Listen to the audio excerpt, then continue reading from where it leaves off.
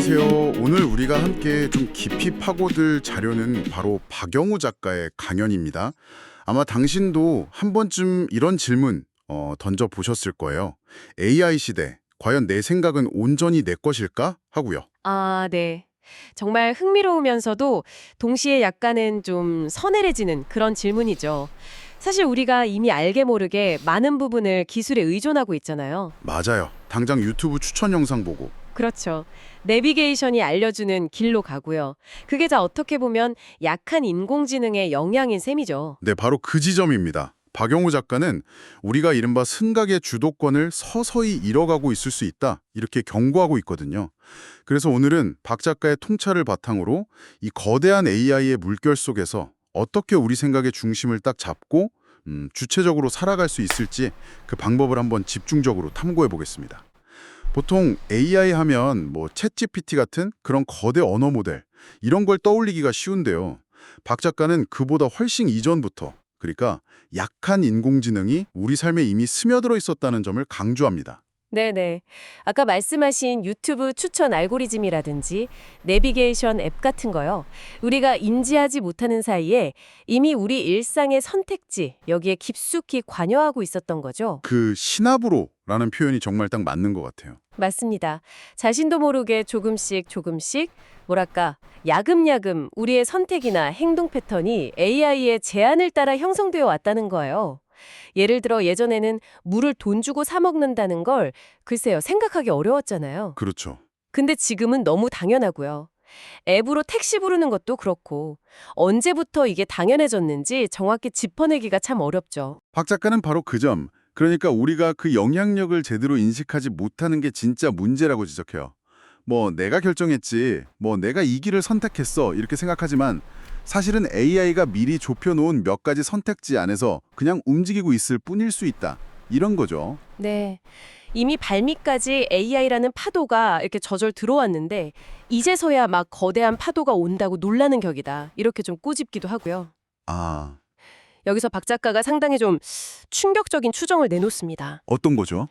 우리가 생각 주도권의 무려 70% 이상을 이미 AI에게 대주고 있을 수 있다. 이런 건데요. 70%요? 와, 네. 이게 왜 심각하냐면 단순히 뭐 검색이나 길찾기 같은 그런 편의성 차원을 넘어서는 문제거든요.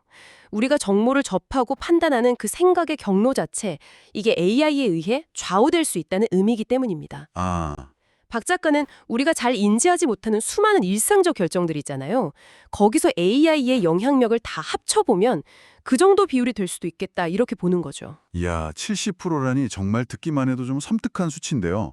이런 상상도 해보라고 하더군요. 누군가 AI로 책을 막 써요. 그럼 다른 사람은 그 책을 또 AI로 요약해서 읽고 심지어 AI로 질문 목록까지 만들어요. 네네. 그럼 책 쓴 사람은 또 AI로 그 질문에 대한 답을 만들고 이게 반복되면 여기서 인간은 그냥 AI가 만들어준 결과물을 전달하는 뭐랄까 배우 그런 역할만 하게 되는 거 아니냐는 거죠. 맞아요. 그런 식의 정보 소비는 결국 우리를 굉장히 수동적인 존재로 만들 위험이 크죠. 비판적으로 생각하고 또 여러 정보를 교차 확인하면서 스스로 판단하는 능력, 이런 게 점점 무뎌질 수밖에 없거든요. 그렇죠. 그래서 박 작가는 특히 AI에게 알아서 다 해줘. 이렇게 그냥 맡겨버리는 태도, 그 소위 오마카세식 태도라고 하죠.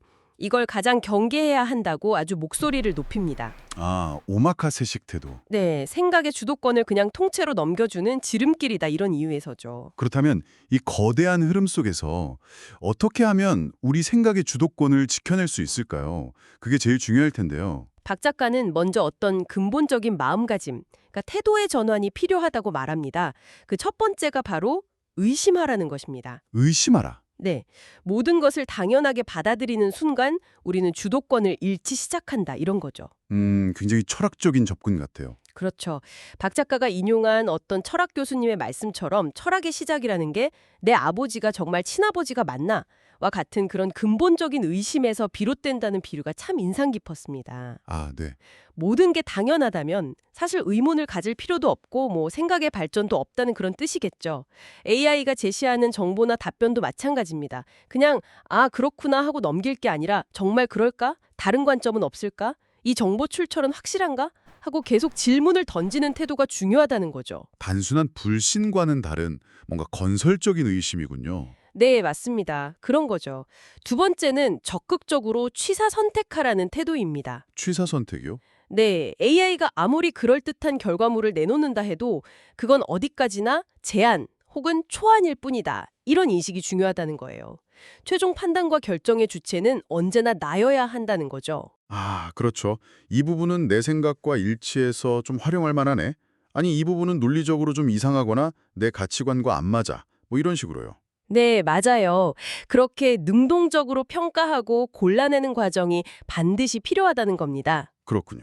그리고 세 번째 마음가짐으로 변하지 않는 것에 주목하라라는 점을 꼽는데 이게 저는 개인적으로 특히 흥미로웠습니다. 변하지 않는 것. 네, 최첨단 기술인 AI 시대를 이야기하면서 오히려 영원히 변치 않을 어떤 인간의 본성이나 가치, 또 근본적인 질문, 이런 데 집중하라는 약간 역발상인 거죠.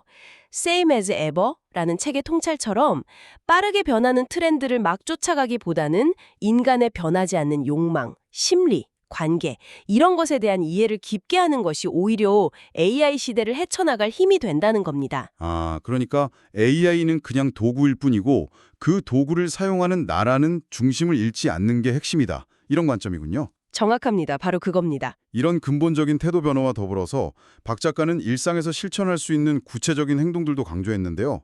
그중에서도 가장 핵심적인 행동으로 왜? 라고 끊임없이 묻는 것을 제시합니다. 모든 생각의 출발점은 질문이다. 이거죠. 맞습니다. 특히 질문이라는 한자를 풀이해 주신 부분이 기억에 남아요.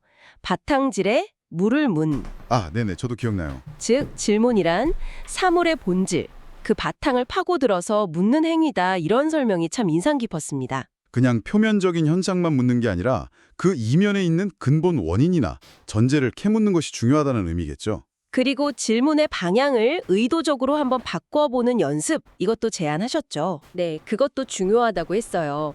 예를 들어 어떤 역사적 사건에 대해서 일본은 왜 우리나라를 침략했을까? 이렇게 묻는 대신에요. 우리는 왜 침략당했을까? 혹은 우리는 왜 그때 힘이 없었을까? 하고 질문의 초점을 우리 내부로 돌려보자는 거죠. 아, 같은 사건인데 관점을 바꾸는 거네요. 그렇죠.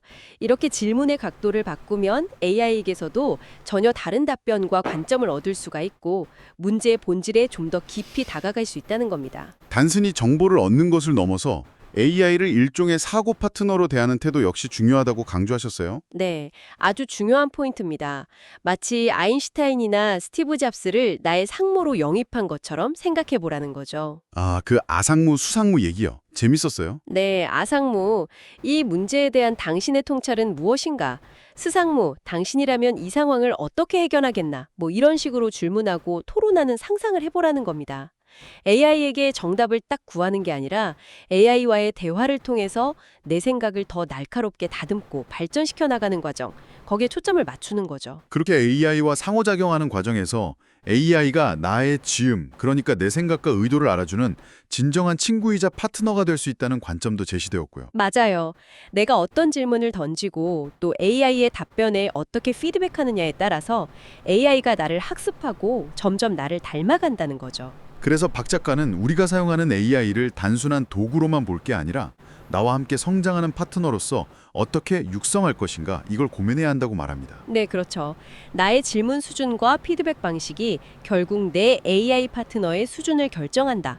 이 지점은 AI 활용에 있어서 정말 중요한 시사점을 던져준다고 생각해요. 이 외에도 많이 읽고 배워라. 그래야 제대로 질문할 수 있다. 세상 변화의 징조를 포착하라. 미래 예측을 위해 작은 신호에 주목해야 한다. 다양한 시나리오로 미래를 시뮬레이션하라.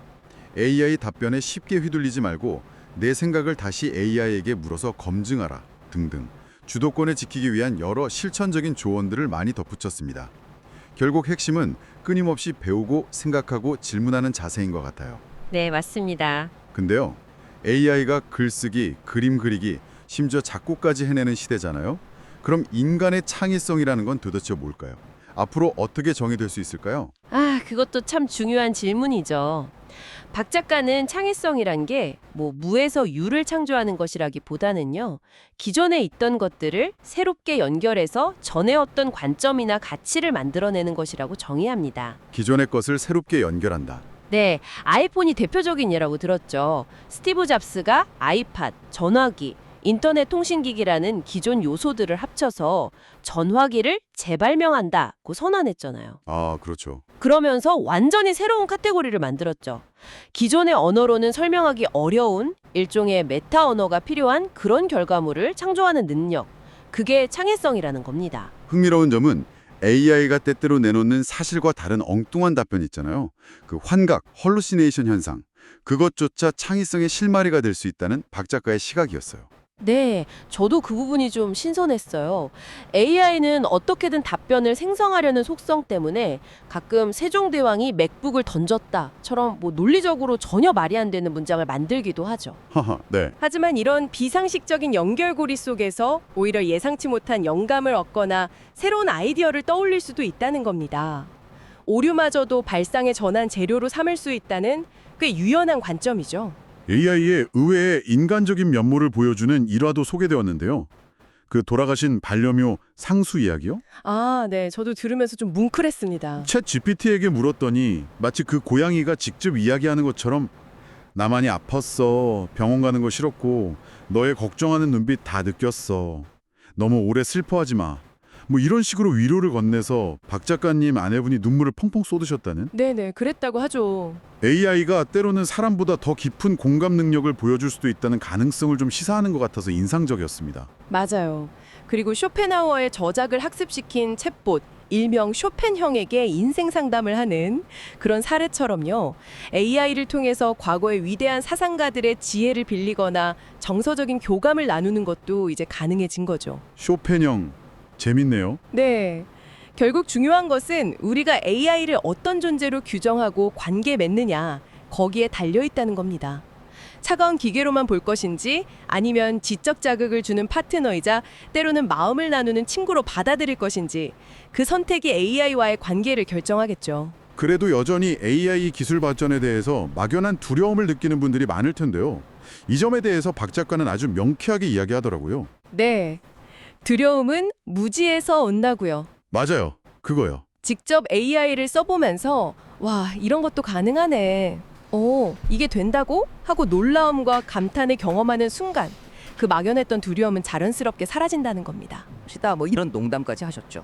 네, 그래서 타이핑이 어렵거나 컴퓨터 사용이 좀 부담스러운 분들에게는 스마트폰의 음성인식 기능을 활용해서 AI와 대화해보라고 적극 권합니다. 아, 말로 해도 되는군요. 그럼요. 요즘 AI는 말로 질문해도 곧잘 알아듣고 대답해주니까요. 심지어 충청도 사투리로 답해줘라고 하면 어때요? 그쪽 편이요? 이런 식으로 제법 그럴싸하게 흉내내기도 한다니까요. 훨씬 친근하게 접근할 수 있겠죠. 재밌네요. 네, 핵심은 AI를 피하거나 두려워할 대상이 아니라 나의 가능성을 확장해줄 도구이자 파트너로 인식하는 것. 그 태도의 전환이 중요합니다. 박 작가님 특유의 유머, 그 아재 개그라고 해야 하나요? 쫄면 된다는 말도 있었죠. 아, 네, 그거 듣고 웃었습니다. AI 앞에서 괜히 겁먹고 웅크리면 정말 아무것도 못하게 되니까 일단 부딪혀보고 경험해보라는 그런 응원 메시지인 셈이죠. 오히려 AI 덕분에 아리스토텔레스나 소크라테스 같은 위대한 철학자들과 시공간을 초월해서 대화할 수 있는 놀라운 시대가 열렸다. 이렇게 긍정적으로 바라보자고 하고요. 그렇죠. 심지어 나우나 선생님 노래에 나오는 테스 형에게 직접 테스 형 세상이 왜 이래? 하고 물어볼 수도 있다고요. 하하, 네. 더 나아가서는 AI를 사랑 AI로 받아들이고 인류에게 주어진 축복으로 여기자. 이런 제안까지 합니다. 사랑이요? 네, 물론 순정의 소프트뱅크 회장이 경고했듯이 AI가 인간 지능을 훨씬 뛰어넘어서 인간을 어항 속 금붕어처럼 여기게 될지도 모른다. 이런 미래 시나리오도 존재하긴 합니다. 네, 그런 우려도 있죠. 그렇기 때문에 더욱 우리는 정신 똑바로 차리고 깨어 있어야 한다는 거죠. AI의 발전을 두려워하면서 외면하기보다는 그 흐름 속에서 생각의 주도권을 잃지 않도록 끊임없이 배우고 질문하며 AI와 함께 성장하는 길을 찾아야 한다. 이게 아주 강력한 메시지였습니다. 오늘 우리는 박영우 작가의 깊은 통찰을 통해서 AI 시대의 생각의 주도권을 굳건히 지키는 방법에 대해 다각도로 살펴보았습니다. 핵심은 AI를 막연히 두려워하거나 배척할 것이 아니라 끊임없이 왜? 라고 질문하며 의심하고 나아가 AI를 단순한 도구를 넘어서 나와 함께 성장하는 생각 파트너로 삼아서 적극적으로 관제 맺고 활용해야 한다는 것이었습니다. 그렇습니다. AI는 당신과의 끊임없는 상호작용을 통해 당신을 배우고 결국 당신을 닮아갑니다. 어쩌면 지금 이 순간에도 당신의 AI는 당신의 질문과 반응을 통해 조금씩 변화하고 있을지도 모릅니다. 한번 스스로에게 물어보시면 어떨까요? 나는 지금 AI에게 어떤 질문을 던지고 있는가? 나는 어떻게 반응하며 나만의 지음, 즉 생각의 동반자를 만들어가고 있는가 하고요. 당신은 AI를 당신의 성장을 가속하는 현명한 파트너로 키우고 있나요? 아니면 그저 편리한 검색 도구나 비서로만 활용하고 있나요? 이 질문에 대한 당신의 답이 앞으로 AI 시대에 당신의 생각 여정을 결정할지도 모릅니다. 오늘 이야기가 그 여정의 작은 영감과 자극이 되었기를 바랍니다. 다음에 더 흥미로운 탐구로 돌아오겠습니다.